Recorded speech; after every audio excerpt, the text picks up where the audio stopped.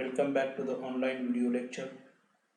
Now we'll see about the next point. IEEE 802.11 Architecture of an Infrastructure Network or System Architecture of the 802.11. Now here in the figure shows the components of the infrastructure and the wireless part as specified for the IEEE 802.11. Several nodes, so called as STA stations, are connected with the access point. In short, we are calling them as a AP, right? So STA terminals with access mechanisms to the wireless medium and radio contact to the access points.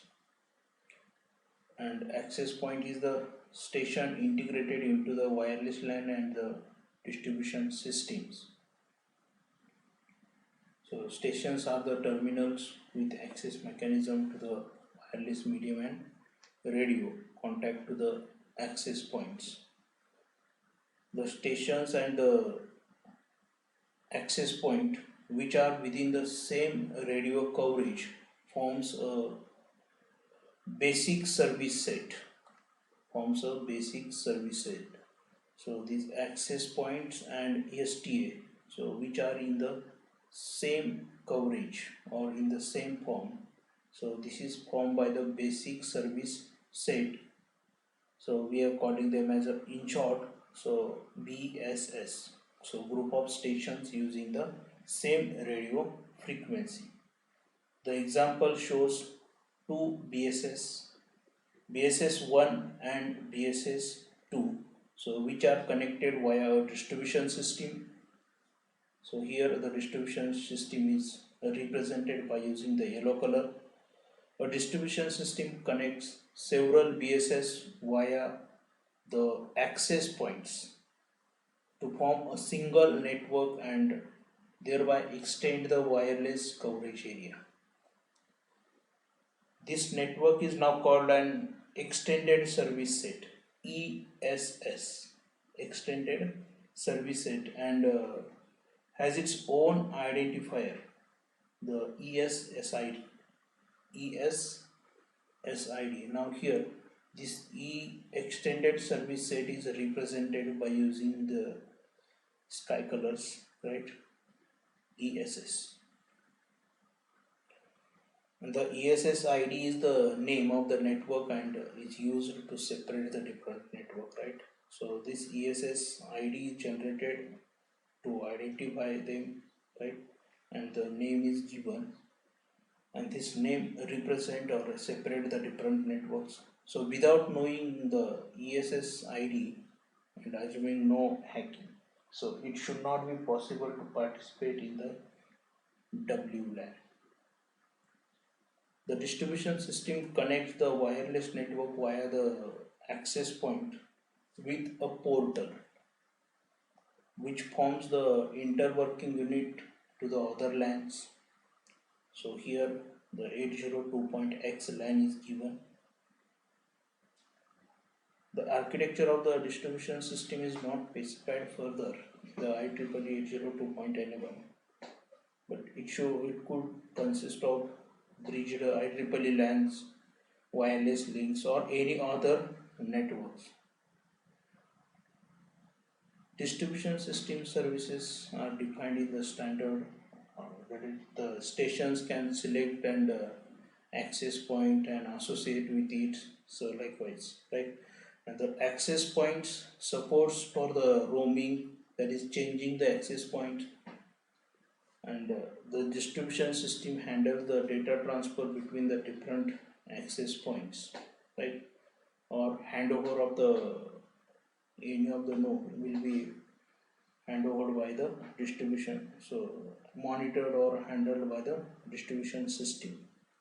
Access points provide the synchronization with this BSS and support power management and can control the medium access to support the time bounded services also, right? So again we'll discuss all these things in the next PPTs, right? So first we'll discuss, now here we discussed about the distribution system, how it is connecting the two by using the access point with the BSS, right? And how the BSS is formed by considering the access point and STA, right? And how ESS is formed, right? And after that, the portal. Portal means the bridge to the other wired network, right? So by using the portal, so this wireless network is connected with the wired network, right? So architecture of an ad hoc network, IEEE 802.11, architecture of an ad hoc network. So direct communication within a limited range. Now here station STA already we discussed, terminal with access mechanism to the wireless medium. Second, independent basic service sets, independent basic services, IBSS.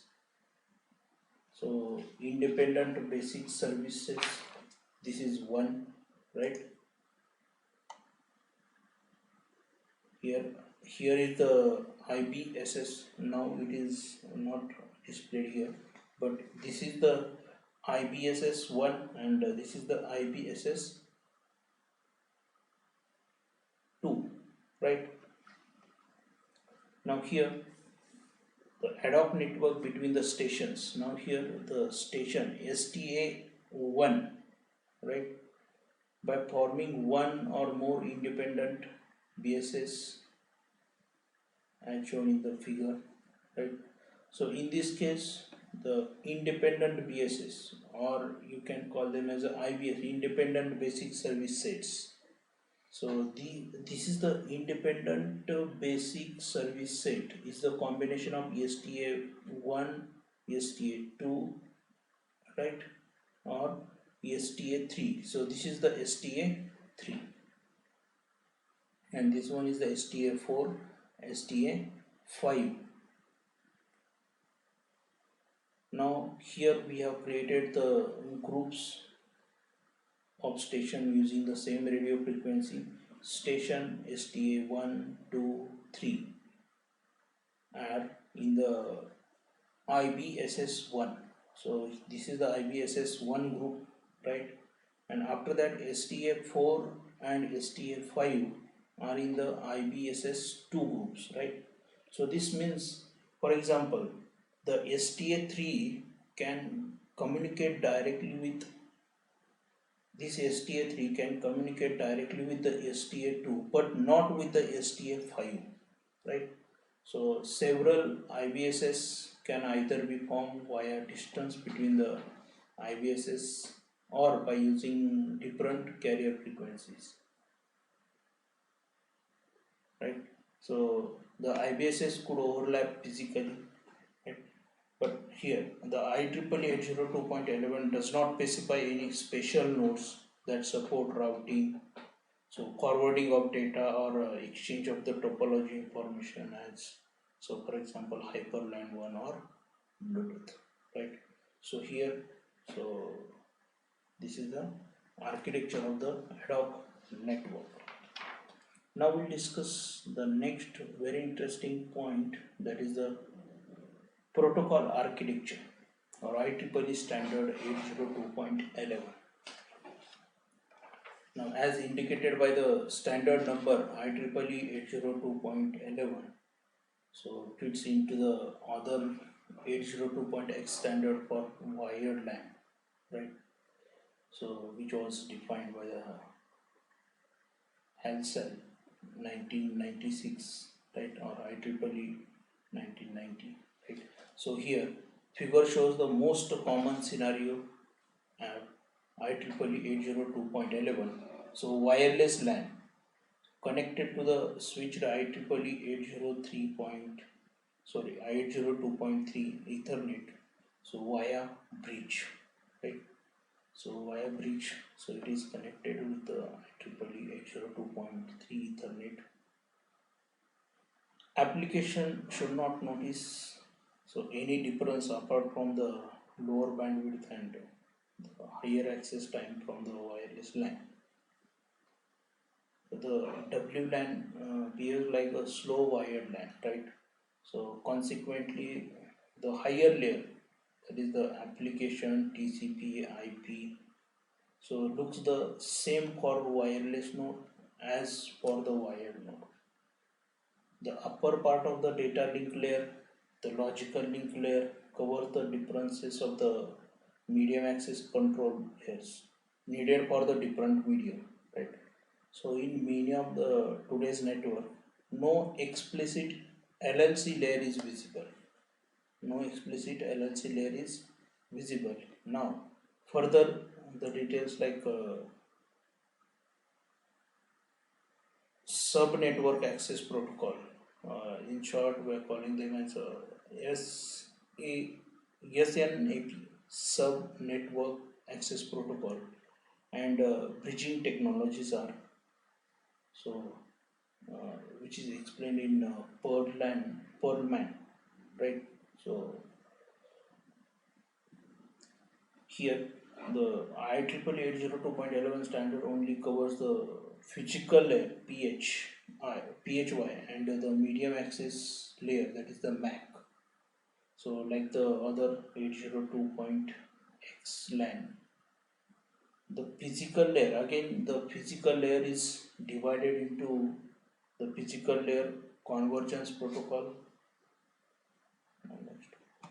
The physical layer convergence protocol PLCP, right? So clear channel assessment signal, that is the carrier signal, and the physical medium dependent sublayer PMD, physical medium dependent sublayer. So this is used for the modulation and coding. Now here it is represented in the figure. The basic task of the MAC layer includes the medium access, fragmentation of user data and encryption, right? And the if you consider first we'll discuss about the PLCP, means physical layer convergence protocol.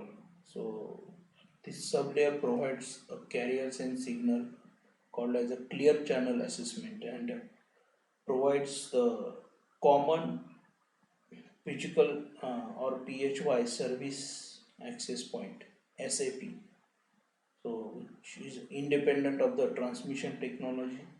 And finally the PMD sublayer, so handle the modulation and encoding or decoding of the signals. So this is about the physical layers, right?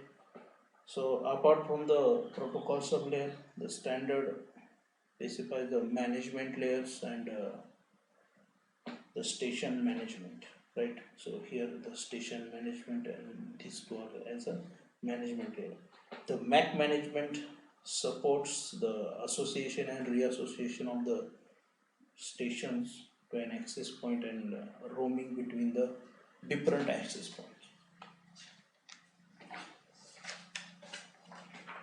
So it also controls authentication mechanism, encryption, synchronization of stations with regards to an access points and the power management to save the powers.